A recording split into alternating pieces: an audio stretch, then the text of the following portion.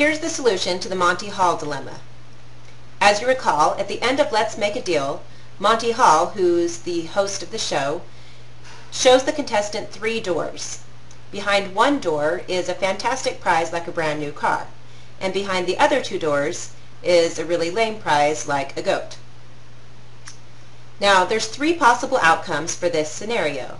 The car could be behind door number 1, or it could be behind door number 2, or it could be behind door number 3. So 3 possible outcomes, and all of the outcomes are equally likely. Monty Hall will ask the contestant to choose a door. So let's say the contestant chooses door number 1. Once the contestant has chosen a door, Monty Hall, who knows what's behind all the doors, opens up a door with a goat behind it. So in the first instance, he could choose either of those doors.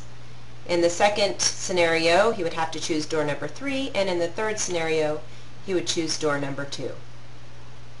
Monty Hall then asks the contestant if he wants to stay with door number 1 or switch to the other remaining closed door. So let's evaluate the probability of winning for both of those strategies.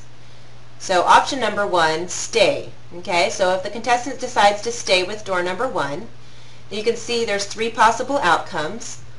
One of those outcomes represents a brand new car, and the other 2 represent a goat. So 1 winning car out of 3 possible outcomes gives a probability of winning the car at 33.3%.